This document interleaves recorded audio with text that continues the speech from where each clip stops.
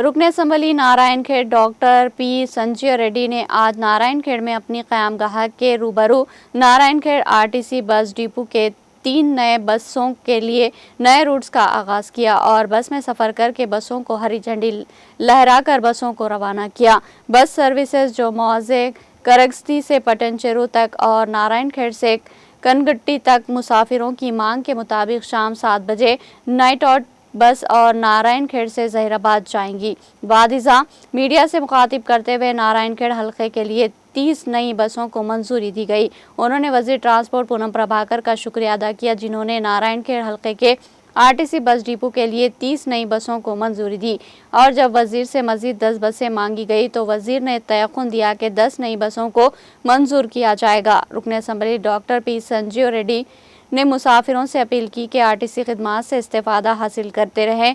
इस मौके पर P Chandrashekar Reddy, DCC general secretary Congress कायद पी सुधाकर रेड्डी, आनंद स्वरूप साबिका बल्दिया चेयरमैन, दारम शंकर साबिका बल्दिया vice chairman, RTC depot manager Narayankhed Malaysia, Mohammed Abdul Qayyum उर्फ मुमताज़ साबिका नायब chairman market committee, M A. Waheed Tahir, Madina सदर कांग्रेस नारायणखेड़ मंडल के अलावा दीगर मौजूद थे।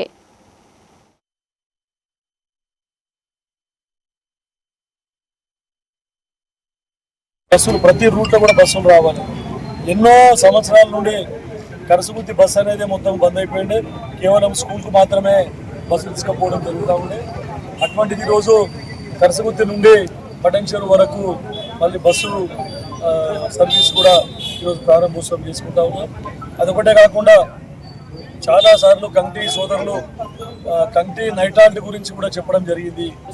కంటి నైట్ హాల్ట్ బస్సు కావాలని చెప్పేసి దాంట్లో ఈరోజు కంటి నైట్ హాల్ట్ బస్సు కూడా ప్రారంభోత్సవం చేసుకుంటా ఉన్నాం. మళ్ళీ జైరాబాద్ నైట్ హాల్ట్ కూడా చాలామంది అడిగినారు. జైరాబాద్ నైట్లో నైట్ హాల్ట్ చేసి పొద్దున 7 గంటల వరకు నారాయణఖేడ్ వచ్చి నిజామాబాద్కు ప్రయాణం అయ్యే బస్సు, దాన్ని కూడా మళ్ళీ పునరుద్ధరించుకుంటా ఉన్నాం.